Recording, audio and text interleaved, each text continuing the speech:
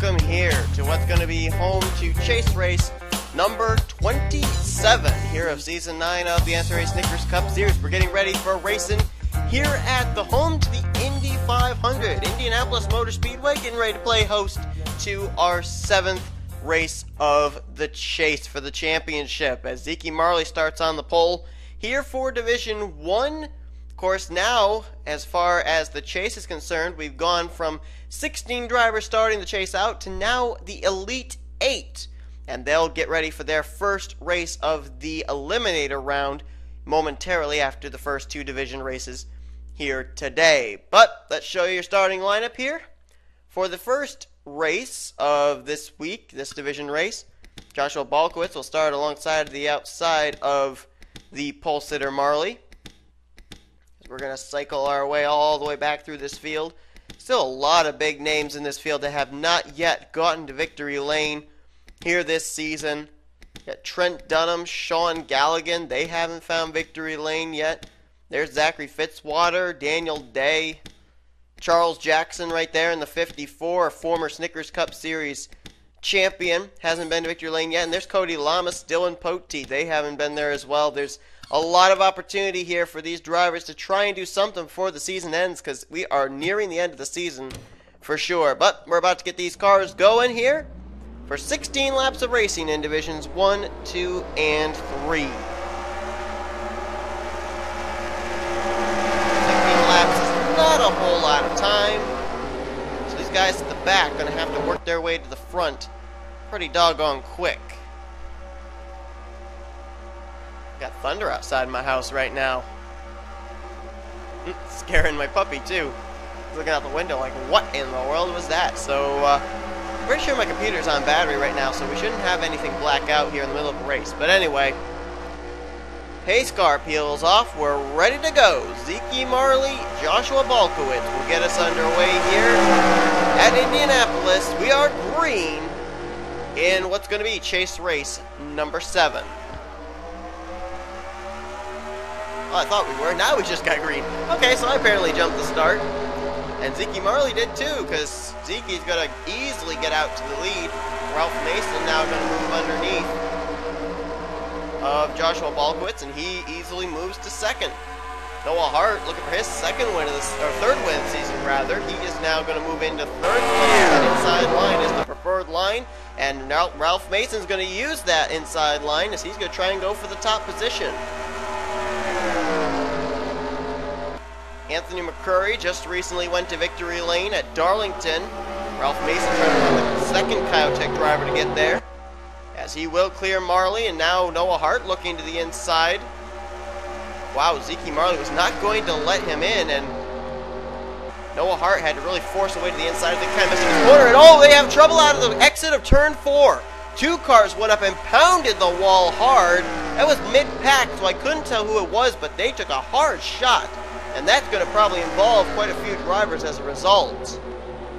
Man.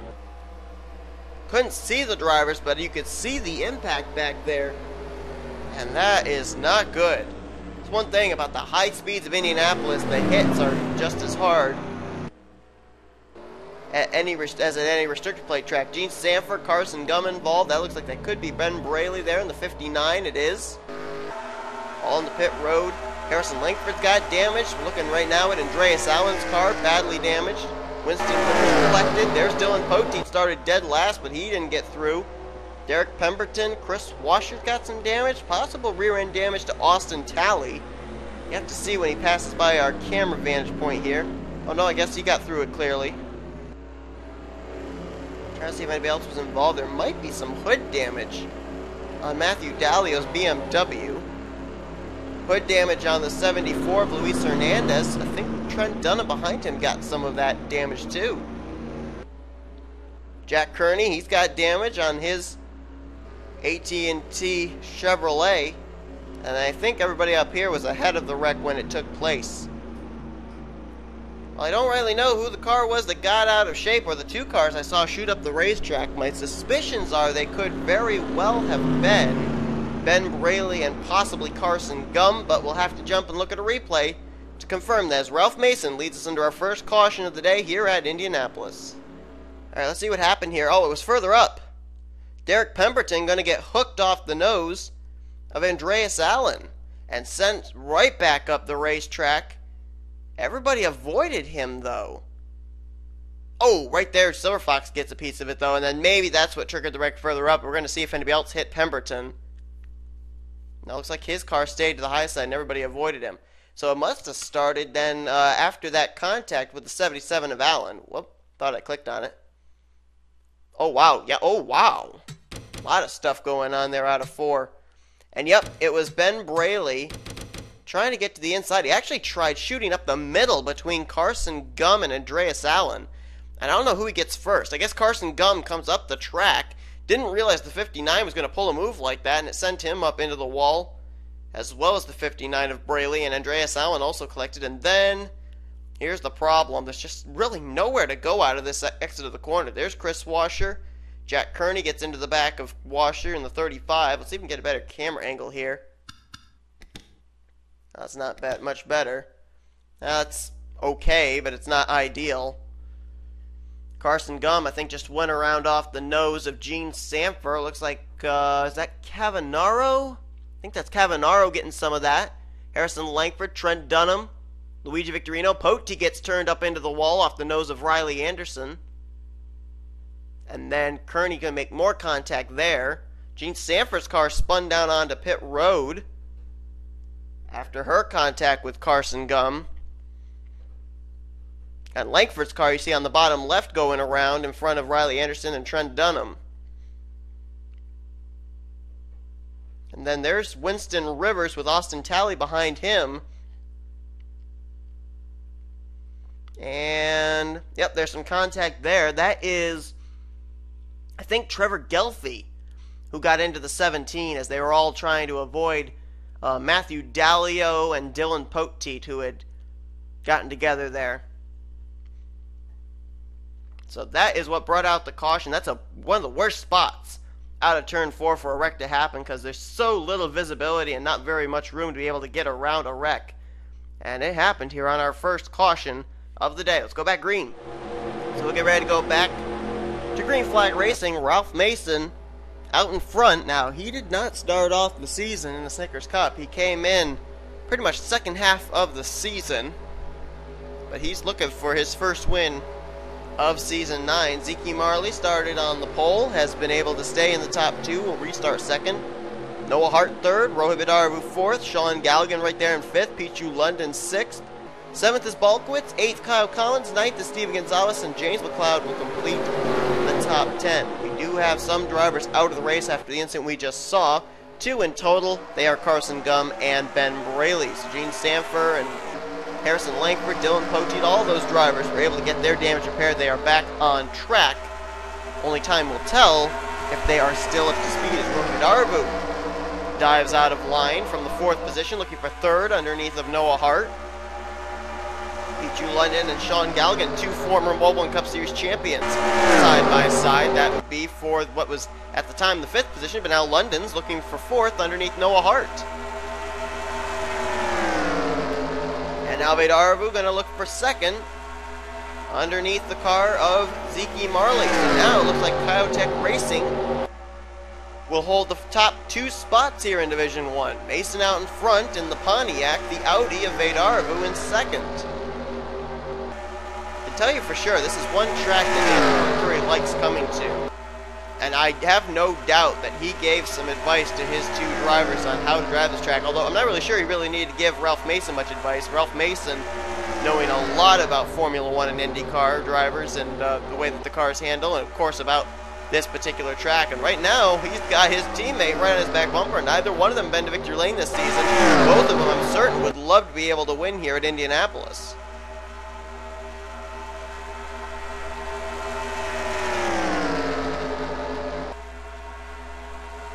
Down the back straightaway and into 3. Arbu not really wanting to make a move on Mason yet. This could be some strategy too, because there is a little bit of drafting that comes into play at Indianapolis, and these 2 could be drafting together to try and open us distance between themselves and the 3rd place car of Zeke Marley. but we're going to have to see. Or maybe Veydarvu just doesn't have the car just yet to be able to step out and pass Ralph Mason. Mason may have a pretty strong car, but I do see that 68 occasionally coming right up almost to the back bumper of the 91, so he's obviously getting some craft and getting a bit of a run on him, but he's dragging the brake apparently, remaining behind Ralph Mason, his teammate. And they are opening up that distance between themselves and that third place car of Zeke Marley, so this is great strategy, but now apparently it's time to go. Veydarvu peels out of line. He's going to try and go for the lead. Nope, Mason too strong. And now Veydarvu going to step back in line. So apparently there's the answer to the question. Apparently Veydarvu's car just not strong enough yet to be able to get by Ralph Mason's machine. And Mason held off Veydarvu via the high line. Keep that in mind. So Mason's found something here that apparently the other drivers do not know about. That's that run off the high side, but here comes Veydarvu, going to look again. He peeked out of line there for a minute. I think he was trying to find a little bit of clean air for the nose of his Audi, but now he better look in his rearview mirror, because here's Zeke Marley up here making it 3 cars for the fight for the front. Noah Hart, Joshua Balkwitz, Pichu London, and a group back there with Kyle Collins and Sean Galligan. They're trying to reel in these 3, who right now remain nose to tail in a 3-car draft. And Mason again gets that great run off of 4. Look at the distance he opened up between himself and Veydarvu. Mason's got a strong car, especially out of 4, and if it comes down to the last lap and a possible move made on him out of turn 4, no doubt he's going to opt to take that outside line coming out of the final corner, because he is super strong in that area. Veydarvu now has caught the draft of his teammate again, though. Getting a run down the back straightaway. Will he make a move heading into 3? He's now lost Zeke Marley and gained back to the back bumper of his teammate. Here he comes, looking low. Will Mason get the run on the high side again? It's time to move in 3 rather than out of 4. Here we go into 4. Let's see if Mason gets that same run off the corner like he's been able to get. I think he might have slipped up a little bit, but here he comes trying to battle back on the high side. Marley, though, going low, offering some drafting help down the front straightaway to Roha Veydarvu, and I think Veydarvu is going to lead this lap, and he's going to clear Ralph Mason for the lead. And now the battle is on for the second position. Zeke Marley and Ralph Mason side by side. And as they're side by side, that's going to allow Pichu London and Noah Hart to possibly reel them in, as that group is trying to catch up. You know, it's interesting here too that we got 2 of the Kyotech drivers up here at the front, Ralph Mason and Roha Veydarvu. Where's the third? Where's Anthony McCurry's out? Because he's in this division as well. Fired back in traffic right now. He's currently running in the 19th position, but he just ran his fastest lap of the race. Curry just back in traffic, not able to get up there. He'd love it though if one of his teammates could win this thing. Curry just recently going to victory lane at Darlington. Would love a second win for his team here in what's been a pretty struggling season for all 3 of them. As Veydarvu holds about maybe 2-3 car lengths over Zeke Marley, and now you gotta wonder, Ralph Mason's been passed by his teammate for the lead. Now will he try to put pressure on Zeke Marley for the second position to kind of get some pressure off his teammate, or will he use Zeke Marley to try and get up to his teammate Roha Veydarvu and try and battle him for this win? Truth of the matter is, neither one of these drivers have anything to lose. They're not battling for the championship, and neither one of them have been to victory lane this season. Matter of fact, Veydarvu hasn't even taken part in Snickers Cup Series since, I believe, season 6. Might have been season 5, and Ralph Mason, we haven't seen him since season 7. Right now, Roha Veydarvu doesn't have to worry about Ralph Mason. He's got to worry about Zeke Marley, our winner from Bristol, who would love to be able to pick up his second win of the season in what's been a pretty outstanding rookie season for that Ford number 96 team. And don't count out a couple of other people. Pichu London's just moved up to 4th, Ian Siegel up into 5th, and they have latched on to the back bumper of 3rd place Ralph Mason. They could be factors in this before all is said and done. We've had 1 caution flag today. Took out 2 drivers. And since then, we've been clean and green all the rest of the way. Hopefully I didn't just jinx it, because when we come to the line, we're going to have a total of 3 more laps to go. And Zeke Marley is all over the back bumper of the Destiny Audi of Rohit Arvu. Will he make a move here into 1? Here comes Ralph Mason, dive bombing it into 1. Man, he put it way down to the bottom. And it worked. He's right on the back bumper of Zeke Marley. The front 5, nose to tail, as now Mason goes underneath for second place off of Marley. It's going to help Rohit Arvu be able to try and open up a little bit of distance as they're double wide behind him. Look at the gap he just opened up thanks to that move by Mason. You can't tell me Mason didn't do that to help his teammate out. I mean, I know that Ralph Mason wants to win this race for sure, but I'm sure that he also would love to see one of the Kyotech boys at least make it to victory lane. If he's got a shot at Arvu, he's going to take it, but he's also going to do all he can to make sure that nobody spoils this Kyotech party at the front. As now the top 2 are Kyotech racing machines. The Audi of Arvu, the Pontiac of Mason. Then it waves back to Ian Siegel. Look at Ralph Mason again. Use that low line dive bomb into 1, trying to run up onto the back bumper of the Rohit Arvu machine. And now Ian Siegel is starting to reel him in, along with Zeke Marley now back in 4th, and Pichu London there in 5th. Kyle Collins and Steven Gonzalez now trying to reel in. Where'd Gonzalez come from? Next time by is going to be the white flag lap. But, you know, the suspicion is the Kyotech driver's going to win. Which one? Ralph Mason playing a lot of defense at the same time, trying to put on the offense of running down his teammate. Now he's got Ian Siegel, a lot of company back there, hounding him for second place. So I think Mason now basically has to just play defense for his teammate. 1 more lap to go. White flag displayed. Here comes Ian Siegel, the inside of Ralph Mason. Will Mason try and play defense for his teammate? Mason tries to throw the block on Ian Siegel, and he succeeded! He succeeded on a block there into 1! He just barely cleared the nose of the Florida Gator Chevrolet, and Rohit Arvu is going to continue to open up the gap as Arvu peels away. Ralph Mason's in a tiger fight back there, trying to hang on for second. Down the back straightaway, into the final few turns. Siegel looks low again. Mason trying to get down there, throw the block, can't do it this time. Can anybody make a move on Rohit Arvu? I don't think so. But Kyotech trying to get a 1-2 finish if Mason can just hang on. And he clears on the high side again. Out of turn 4 for the final time. Rohit Arvu, Ralph Mason, they're going to make it a 1-2 Kyotech finish. Rohit Arvu, his first win of the season, comes here today at Indianapolis.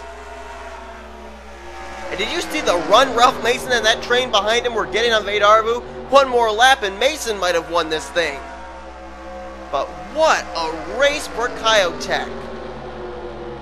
Man, just a couple weeks after they finally get back to victory lane here in Season 9 with Anthony McCrory, Rohit Arvu and Ralph Mason put on a clinic on the rest of the field and put Kyotech in victory lane for the 2nd time this season and the 1st time this season for the driver of the 68, Rohit Arvu. What a great job by those two.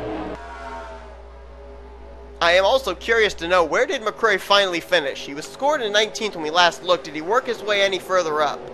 Oh, he actually dropped to 21st. I was going to say, I was going to find out if it was an overall really good day for Kyotech, but apparently McCrory just not able to get out of traffic. Finished outside the top 20. But Ralph Mason playing defense for his teammate, making it a Kyotech 1-2 finish, and Arvu picks up the victory. Man, that was great racing there. A lot of racing under the green flag, but it was really, really competitive. Just took us 1 caution flag to get everything settled out. So are we setting a trend for Divisions 2 and 3? I don't know. We're moments away from finding out, though, because don't go away. We're going to show you full finish results here from Division 1, then we'll come right back for Division 2.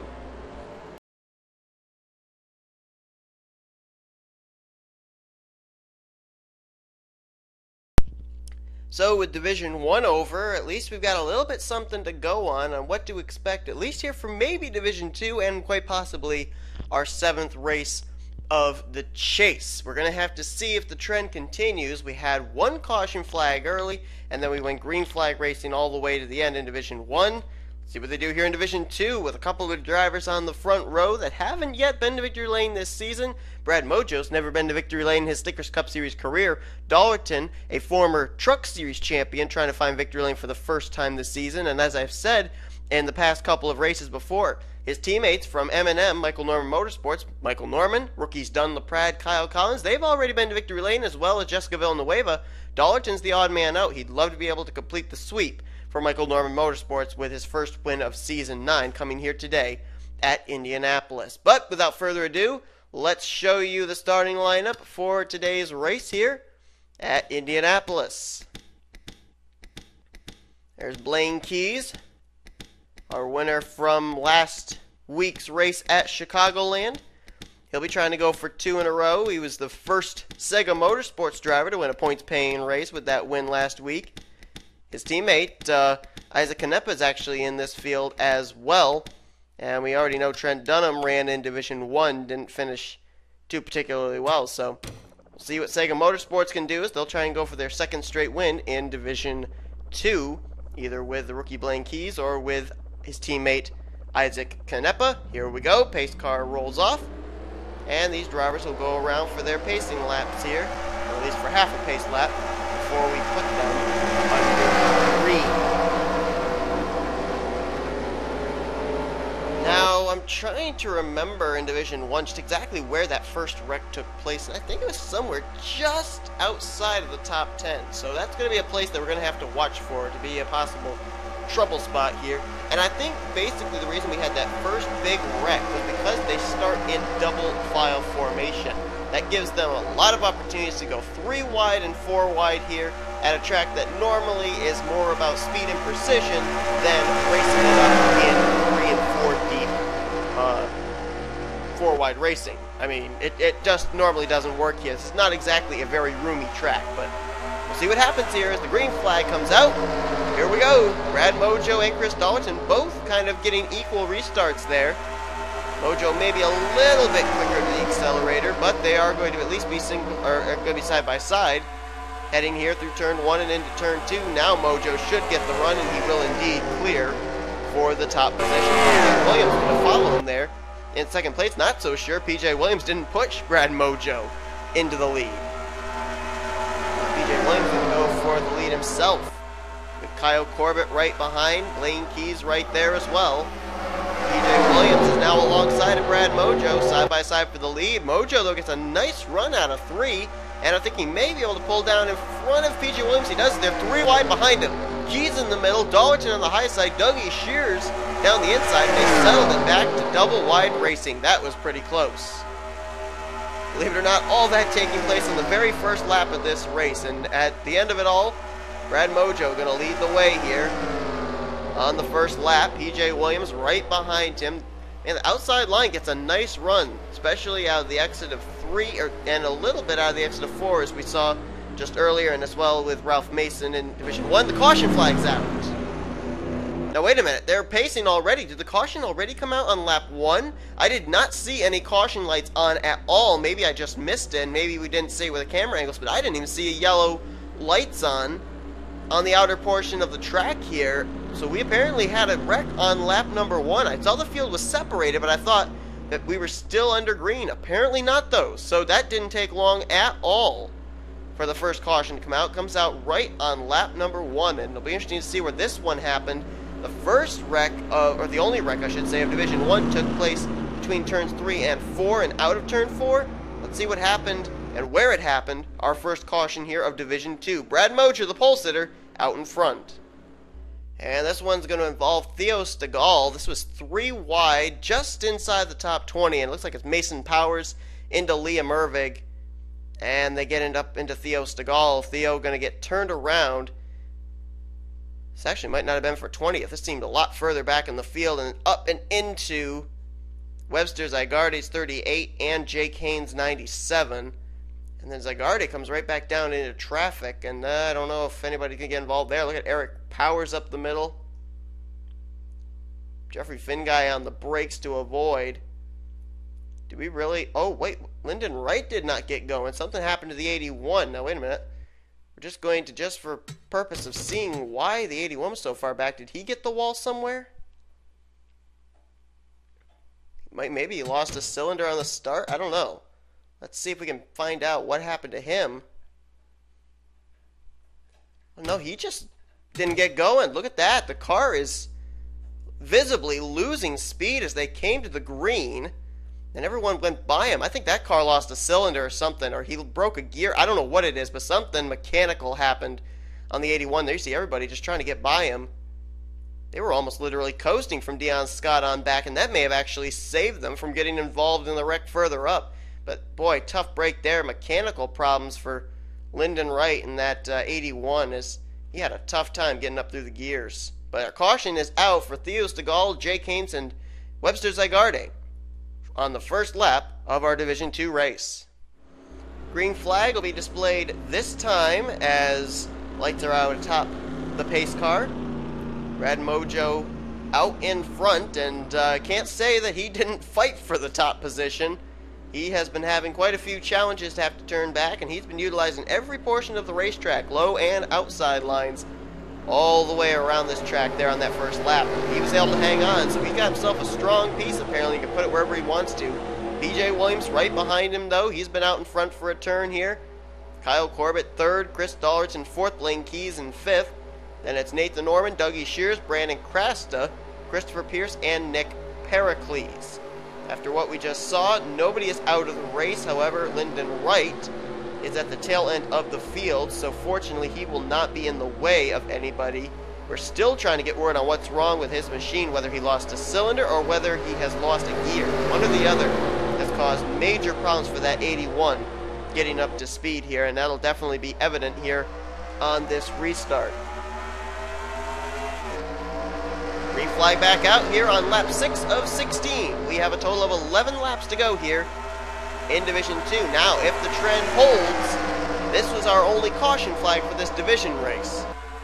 We will be going green flag to the end, but, you know, it's the NNSCRA. Anything can happen. We could see a second caution. PJ Williams is going to be the leader now as he goes to the inside. Look at Chris Dollerton switching lanes there. Third in that line as he'll ride behind Corbett. And that'll be Williams, Corbett, and Dollerton, the top three, heading into turn 3. Well, I thought it was going to be a battle for fourth, but now actually Corbett's going to jump up to the high side. Dollerton going to try and challenge for second, and now he's going to switch back down is Corbett and hold the second position.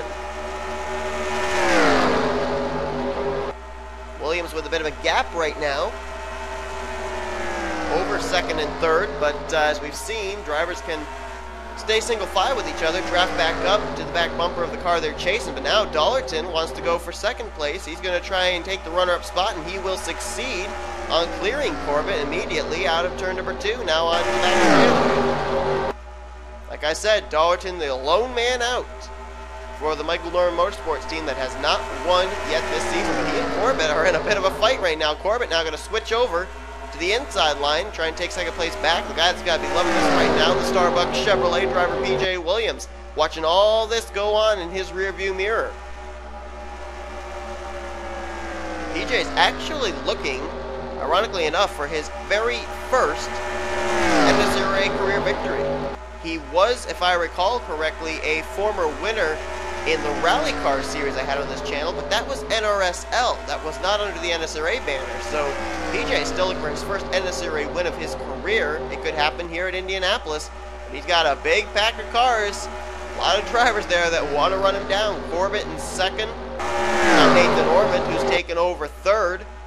Brad Mojo just moved into fourth, and now Dougie Shears trying to knock Chris Dollerton out of the top 5. Those two were former teammates last season at Michael Norman Motorsports before Dougie broke off and went to Schwab Racing in a single car ride. And now Kyle Corbett has reeled in PJ Williams. Corbett, a former winner this season, won at Martinsville, which, if I'm not mistaken, was the second win of the season for Gibbs Waltrip Mayonnaise Racing. And then just a week later, Benjamin Miles picked up that team's third win at Ohio. Corbett trying to be the first repeat winner for that team as he'll now dive to the inside line on PJ Williams. Nathan Ormond right there to see which line is going to open up. And Corbett really was strong through that corner. PJ Williams, I mean, I thought we've seen basically drivers be able to get runs on the high side, be able to battle back, but Williams was not even able to put up a fight there. And Corbett pulls out to the lead. Ormond into second. Third place now, Chris Dollerton. He's side by side with Williams. Brad Mojo right there. Now remember, who was it? Oh, I'm trying to remember who the pole sitter was from the last race. Well, I'm not going to be able to think of it, because if I think about it, I'm going to be radio silent for a good period of time. But anyway, to my point, the pole sitter from Division 1 was up there in the hunt for the win all race long. Really never fell out of the top 5. Same can be said true for Brad Mojo, who right now is at his lowest spot this entire race, currently in the 6th position, but just a little over a second back. I'll tell you somebody else who's popped up here into the top 5 that we have not talked about yet. It's 63 of Zach Rogers. I'm not sure where he's come from, but he's got a rocket underneath him. And another guy who really loves Indianapolis, well, he's picking up some spots here. Dylan Young is now up to the 9th position. Young, a former winner at this very race. Trying to pick up his 2nd win of the season. He won earlier on at the road course of Champs-Élysées. Trying to win here at a track that he actually made a name for himself at when he Tony Hawked his truck right there to his left on that pit wall. Car went up there, slid down a good 100 feet down the pit wall as if it was Tony Hawk on a skateboard. Right now, scored in the 8th position is Dylan Young as the battle is on for the lead. Nathan Ormond now peels to the inside, and he'll try and take the lead from Corbett. Succeeds as they're 3 wide behind him. Dollerton up the middle with Zach Rogers on the inside. That was close. That almost looked like a caution waiting to happen. But fortunately, they make it through, settle back out to double wide formation. Zach Rogers now moving into second underneath of Dollerton. And then we got the few players up here that we really haven't talked about this entire race. Nathan Ormond now out leading. Zach Rogers up to second. Christopher Pierce's BMW is now up in the 7th position and looking for more. And Dylan Young is actually latched onto the back of this lead pack. 8 cars in this lead pack right now. Matter of fact, I'm waiting to see when they cross the stripe. The top 8 are separated by less than a second. Dylan Young was a little over 9/10 of a second behind the leader, and the new leader is Zach Rogers. I'm trying to remember back even more in my history books here. If I'm not mistaken, Rogers Motorsports only has 2 victories this season, and both of them came with the rookie Tristan Wilhoit, the former chaser. So Zach Rogers trying to become the 2nd driver for that team to go to victory lane. Right now, he's got something in his favor. That's the fact they're battling for second back there. Nathan Ormond and P.J. Williams in a bit of a tangle with each other there. And another thing in Zach Rogers' favor at the current moment is the fact that the laps are winding down.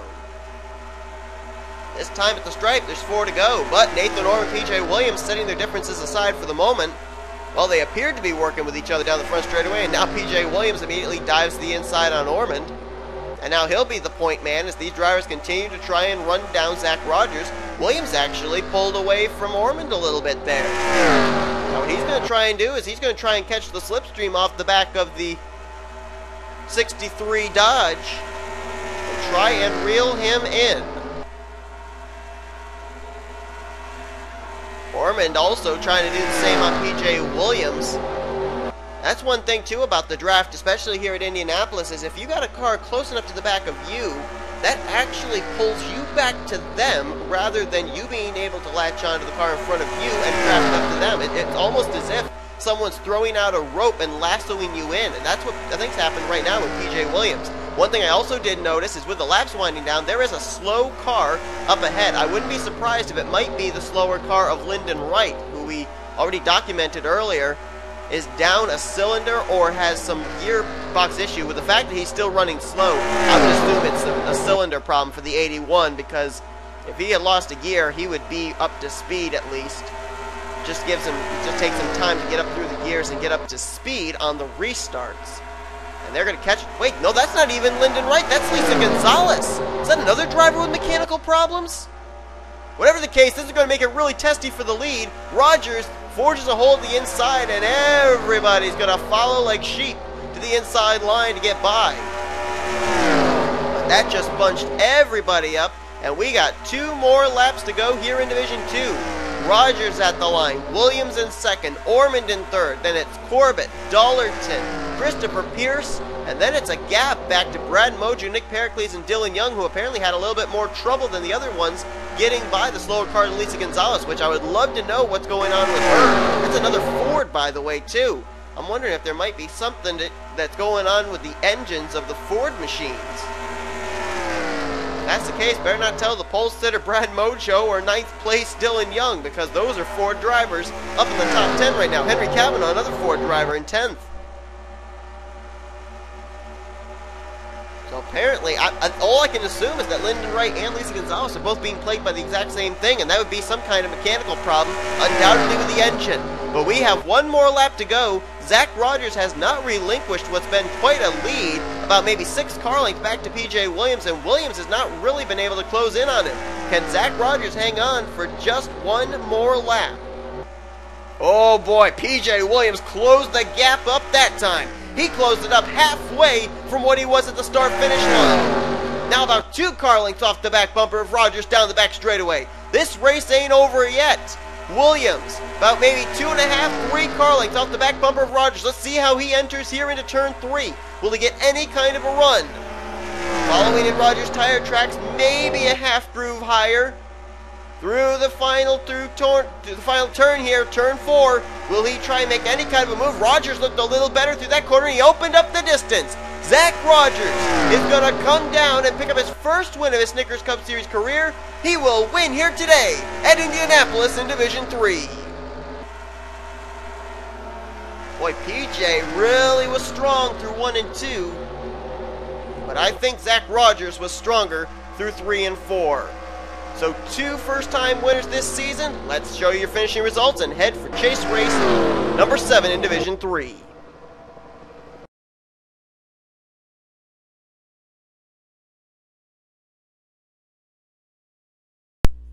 So now we'll get ready here for Division 3, chase race number 7 of Season 9 of the Snickers Cup Series. We now, as I said, pretty much this whole entire week races that have gone on here for Division 1, Division 2, we started with 16 drivers. After 3 races, we eliminated it down to 12, and now 3 races later, we are down to the Elite 8 that are getting ready to battle it out for the championship and try and make their way into the final 4 for the season finale. So we're going to be keeping our eyes on what happened. Their first venue in the contender round, the eliminator round, I'm sorry, is here at Indianapolis. And Dunlaprad starts on the pole position. We already talked about how Michael Norman Motorsports has been to victory lane with 4 drivers already. Dunlaprad, one of them, and he'd love to be able to go back to victory lane. His win, only win of his career, coming at the short track of Bristol. Alongside of him, a driver who now is basically just trying to go and finish out the season as best he can, try and pick up a win or 2 before the season's over, and that's Tim Walsh, recently eliminated from the championship hunt after a disappointing dead last finish last week at Chicagoland. He'll start on the outside of the front row. Let's show you your starting lineup. And we'll show you the 8 drivers that are still in the hunt for the chase. I'm going to have to sneeze here. Apparently my allergies are acting up today of all days. Hasn't been happening before. Apparently I don't have to sneeze. Alright, so take a look back through here and we'll stop and show you each driver that is still in the hunt for the championship. There's Robert Piet, recently eliminated. There is Charles Sanfer. He moved into the next round, along with the defending champion, John Cittadino. So those two are going to be going head-to-head today. Another chaser that moved into the next round is William Duncan's Dodge. And right behind him, there you see Chris Kyle. He just recently moved into the Elite 8. There's Zach Buchanan, who was our winner from last week at Chicagoland, by the way. And he's going to try and go for 2 in a row. We work our way all the way back there. There's Mo Makari, just recently eliminated. Sean Henley, just recently eliminated. Brandon Gonzalez, his Mitsubishi, going to move into the next round of the championship. This is the furthest that Mitsubishi has gotten. Joshua Collard, last season when he made the chase, was eliminated in the very first round. As we'll cycle further back here. Got to go a ways back before we get to the next chasers. Joshua Collard, moving on to the next round, just barely actually. He ended up having, I think it was a top 15 finish last week at Chicagoland, which just barely squeaked him into the top 8. So he'll be starting off alongside of another driver who moved into the next round, Danny Wells. As a matter of fact, when all was said and done after 3 rounds, Danny Wells was the points leader out of the 12 chase drivers at the time. So he'll try and keep up that momentum. And then the last chaser in this field, starting all the way back, that I believe would be for 38th, I believe is where he's starting. That is Michael Norman in the 3. Now remember, Norman started off the, whatever the first round of the chase is called. I don't remember what the first round is called. I know the second round is the contender round, third round is the eliminator round, but I don't remember what the first round is called. But anyway, he started off that round with a win at Daytona. So keep that in mind. As let's get these cars going. I can't wait to see what they're going to do. Can't wait to see what chasers are going to get their first race of the eliminator round going here. And will we see a chaser win this race? If a chaser wins, they automatically make it into the Final Four in the Battle for the Championship. In the next 3 weeks, a trip to victory lane for a chaser is an automatic contention spot for this season's championship. Up here in the front row, as a matter of fact, the entire top 5 consists of drivers who have already been to victory lane this season. LaPrade winning at Bristol, Tim Walsh winning, I believe, was at Texas, Connor Breton winning at Rockingham, UK, Alex Pedro won at Armory Digital Superspeedway, and Nathan Hudson won a couple weeks ago at Darlington. So here we go. Pace car peels off. Let's turn loose for 16 laps of racing. The first race of the eliminator round. 8 drivers still in the hunt for the championship. Here we go. Green flag waving in chase race number 7 at Indianapolis. And if we're going to be keeping trends, of course, we're going to be looking for that first big wreck, which in the past 2 divisions has taken place right on lap number 1. As LaPrade will get out to the early advantage, Breton into second, Atlas on for third. Nathan Hudson to the inside of Tim Walsh. Joshua Mudd right behind him as the top 2 have broken away. Dunn, LaPrade, and Connor Breton. Now Breton going to use the opportunity to try and go to the inside and challenge for the lead off of LaPrade. And in the back, looks like everybody's still together. But this right here, this area is where the trouble usually happens on the first lap. See if they can maybe make it through, complete a green flag lap. As Connor Breton's going to get by for the top position. No separation back there. The light's still green. I can't tell. Looks like they are. We are still green. No caution flag as of yet. Top 3 are now single file. Breton's Toyota, Dunn, LaPrade, Chevy, and then another Toyota Camry, and Tim Walsh. Then Nathan Hudson and Alex Pedro have gotten themselves single files. We'll bring up your ticker showing you your top 10. John Cittadino, Charles Sanford back there trying to work their way up to the front. Cittadino, I believe, right now around the 8th position. Charles Sanford 9th. They're just inside the top 10. As Tim Walsh now goes to the inside on Dunn LaPrade. That's for second place. A couple of drivers that are now out of the hunt for the championship up here at the front, trying to see if they can at least get to victory lane. For Robert Piet, it'd be for his 3rd time. For Tim Walsh, it would be for his 2nd time. Both the 195 and 15 are up here in the top 10. As Breton way out in front right now. We've gone 2 laps, completely green flag. We had a caution come out on lap 1 in Division 1 as well as in Division 2. Then we went green flag racing all the way. We might go green flag racing all the way in this one. And I've said it before too, it just seems like Division 3 where the chase drivers are, they race a lot smarter, with a lot less cautions, and that's really held true for most of this chase season. Connor Breton may have some company in a moment. Dunn, LaPrade, Tim Walsh, Nathan Hudson have decided to run single file with each other. That allows them to become a bit of a drafting train, and they're going to draft back up to the bumper of the leader, Breton. Right now, highest running chaser is the defending champion, John Cittadino. There you see him, and right behind him is Charles Sanford in the 03. Cittadino's already won the championship twice. The biggest thing that I think Sanford has ever done is when he won the Season 7 Daytona 500. That time was driving the 55 Toyota from Michael Waltrip Racing. But Sanford's in the hunt here. Let's see if any other chasers are around here. As those are the only 2 right now inside the top 10. Quite a ways back here, man.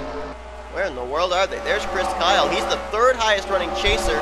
Right now he's scored in the 22nd position. So this is not exactly a good thing. And then William Duncan is right now in the top 4 of the chasers. He is now scored in 21st. He'll probably be further back than that across the line. This time by, let's see where the 83 is indeed scored. Just ran his fastest lap of the race, but he's in the 23rd position. Looking further back for other chasers, there's Brandon Gonzalez and Danny Wells, nose to tail. 31st place right now for Brandon Gonzalez, Danny Wells in 32nd. Joshua Collard lost a lot of spots. He's all the way back to 36th. And the caution's out. Michael Norman back here, and the caution flag is out, and Angel Navarro is the reason. His car on pit road getting serviced. It's like a single car incident, maybe? If that's the case, that's super surprising. See if anybody here at the rear of the field has got any kind of damage or anything. It didn't look like the field was separated at all. Waiting for Michael Norman to get in line there. Well, actually, they can't. Norman's trying to let Srigley on by because Srigley crossed the line ahead of him. But it looks like we had a single car incident to put us under the caution for the first time here today in Division 3. Angel Navarro, a non-chaser. So as Connor Breton leads us under the yellow flag, let's take a look and see what happened to the 025 Zaxby's Toyota Camry. And here it was, just some hard racing with David Rivera. Rivera driving it hard into the corner there, and Navarro was going to come down in front of him. But I guess didn't realize the 86 was going to dive bomb the corner, and Rivera gets Navarro in the left rear, turns him up into the wall, and look at there, Brandon Gonzalez, Danny Wells, a couple of chasers really close. Alex Hawkins almost got into that. Joseph Srigley very close. Oh, and Richard Johnson. I thought that nobody else was involved, but apparently so. Richard Johnson in the 93 making some contact there, some heavy contact to the right front of his Amco Chevrolet. So that is what brought out the yellow flag. I thought it was a single car incident, but apparently a 2-car incident just coming out of turn number 4. Let's go back to green. Lights are out atop pace car. We'll get ready to go back green on lap 9 of 16. That caution flag was actually the latest caution flag that we have had in all 3 divisions. Divisions 1 and 2, the caution flag came out on lap 1. It took us until lap number 5, I believe it was, either 5 or 6, before this yellow flag came up. But we're getting ready to go back to green. When we do, we'll have a total of 8 laps remaining.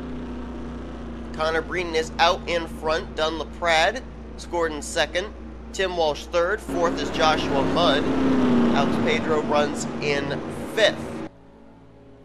Everybody in the top 5 has been to victory lane already. As a matter of fact, you can add in all these drivers back here. Hudson in 6th. John Cittadino, right now the highest running chaser, in 7th. Sanford in 8th. 9th, Robert Piet.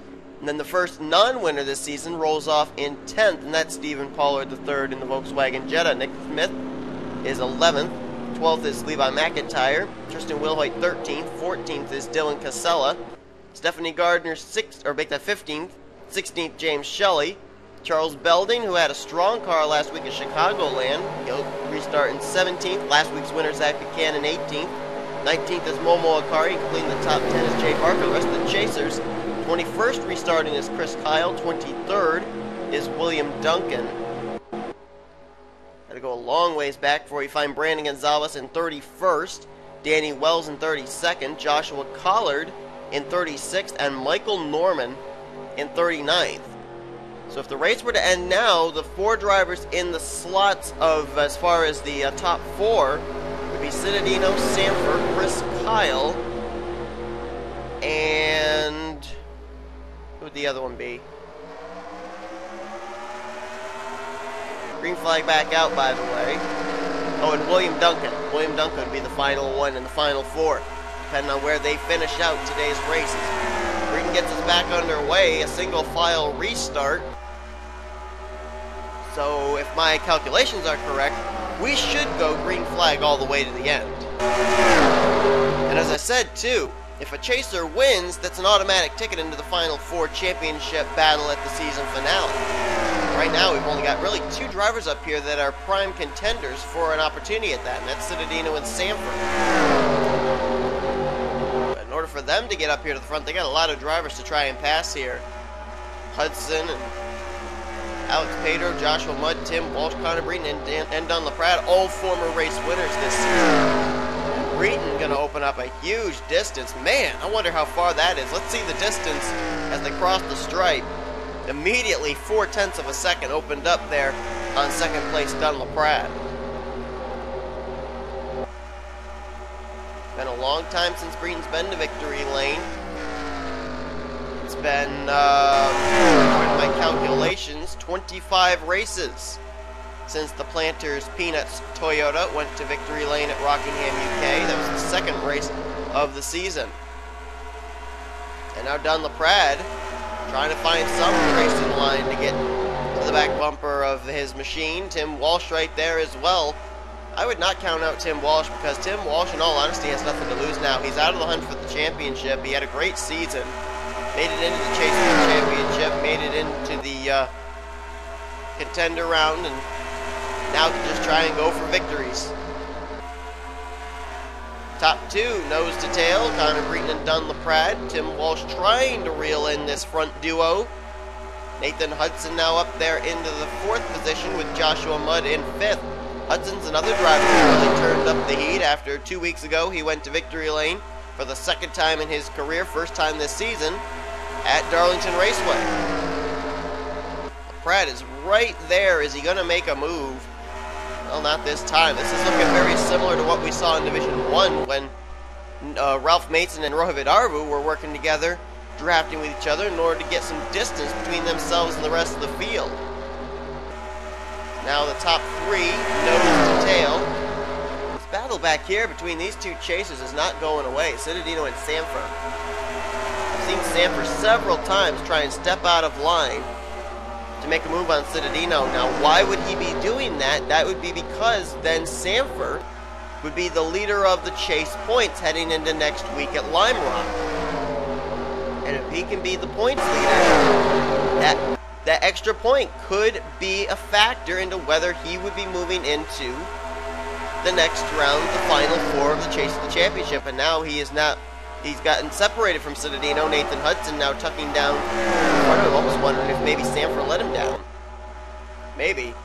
The good news for Citadino and Sanford right now is they're going to get off to good starts here in the Eliminator round because no other chaser is really up there. The next highest running chaser outside of the top 10 is Chris Kyle, and he's right now scored in 20th position. So they're going to have a 10-plus point advantage over Chris Kyle and everybody else when we head into Lime Rock. So they can kind of afford a little bit of a mistake in the next 2 weeks and maybe still be in the Final Four. So this is maybe why we're not seeing them race each other that terribly hard. Maybe why we saw a little bit of give and take there with the chaser Charles Sanford letting in the non-chaser Nathan Hudson. Meanwhile, at the front, Connor Breton, really, they've gotten to his back bumper, but nobody's been able to make a move on him. The battle's on for second now between Don LaPrade and Tim Walsh. That 80 car is definitely strong for sure. Probably the strongest car in this field because, you know, we've seen drivers slicing and dicing and making moves back there in the top 10, but he has just been dominating here at the front. There was almost some contact there. Joshua Mudd thought about stepping out of line, but Alex Pedro was already to his inside. They settle it out, though. They're back to single file. And again, Don LaPrade going to lead the train of Walsh, Mudd, and Pedro to try and reel in Breton once again. But they are running out of time. If they're going to do it, they've got to stick to the game plan and not do what Tim Walsh is doing right there, stepping out of line again for the second position. And now Alex Pedro steps out of line for the fourth position off of Joshua Mudd. And that, again, is just going to play into the hands of Connor Breton. Brad now going to clear Walsh on the high side. We'll try and reel Breton in again. The time is running short. 2 to go when they hit the stripe. That time at the line, about 0.2 of a second, but now Walsh back to the inside on LaPrade again. One thing I am noticing, though, is that LaPrade is getting a little bit better of a run off the high side. It's allowing him to, at the same time, clear Tim Walsh and reel in Connor Breton. But now I think he just lost second. Tim Walsh has cleared him. Now Walsh, the second place driver, who will try and take the win away from Connor Breton. Sanford has reeled back in John Cittadino. They're running now in the 7th and 8th positions. Actually, I think that's wrong. I believe they're running in 6th and 7th. There was almost some contact there between, I think that was Joshua Mudd and another driver. That's allowing Cittadino and Sanford to catch up. White flag displayed one more time. It's Breton, Walsh, LaPrade. Those three are going to be the ones to settle it out here, and Walsh is right on the back bumper of Breton. Can he get by Breton and get his second win of the season just 1 week after being eliminated from the hunt for this championship? Or will LaPrade go to the inside and end it all and give the win over basically to Breton? Who's going to make the move here into 3? Nobody stepping out of line. They remain single file. Walsh moves up a half groove. LaPrade stays a half groove low. And it looks like Breton was better through that corner. Has about a car length in hand between himself and Walsh. Walsh going to need a big run here out of 4. Down the long straightaway. Still about a car length in hand. Now maybe 2 car lengths. As Connor Breton is going to pick up his second win of the season here today at Indianapolis Motor Speedway. He let him get a taste of his back bumper, but he never let anyone to the inside of his machine. And Connor Breton is going to win here today at Indianapolis Motor Speedway, his second win of the season, and in dominating fashion here in Division 3. John Cittadino is going to finish in 5th, Charles Sanford in 6th. Those two have gotten themselves off to a great start here in the eliminator round. Can't say because I don't know what's going to happen at Lime Rock and Talladega, but you could potentially be looking at 2 of the 4 drivers that will battle it out for the championship with the great runs they had here and the fact that none of the other chasers really had a good run today. You look further down, next highest finishing chaser was Chris Kyle. He battled back for 18th, but that's certainly a long ways away from 5th and 6th place. Next highest finishing chaser was William Duncan in 21st, so it's going to be Cittadino, Sanford, Kyle, and Duncan currently holding the 4 coveted spots on the top 4 of the point standings. Brandon Gonzalez finishes in 26th.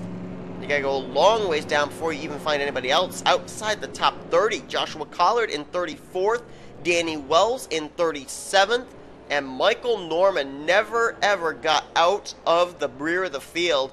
Finishes out in 39th position. Man, Collard, Wells, Norman, those guys are going to have quite a task on their hands trying to get themselves out of that danger zone. Those 4 elimination spots. They still have 2 more weeks to work on it. Next week we head to the road course of Lime Rock Raceway, and then of course we get our penultimate round, as Sean Galligan would say, at Talladega Super Speedway before we pack it all up and head to our season finale. I think I know where we're going, but I haven't said it yet. I haven't figured it out quite yet. I haven't confirmed it, so I'm not going to say where we're going. But anyway, thank you all so much for watching today's events here from Indianapolis Motor Speedway. Much calmer racing here today. A lot of times when we come to Indianapolis, it's an absolute wreck fest. We only had 3 caution flags here today, and really not a whole lot of wrecking that went on, and then a lot of long green flag runs. So some great racing here today. Rohit Aru picks up his first win of the season for Kyotech Racing here today in Division 1. Division 2 goes to Roger Motorsports team owner Zach Rogers, his first career Snickers Cup Series win, and Connor Breton picks up his second win of the season here in Division 3. Thank you all so much for watching. Here comes your official full finish results from Division 3, your overall point standings, and your Chase Championship points. Heading into next week, we will see you guys at Lime Rock as you've been watching production on the NNSCRA. Offline racing at its best.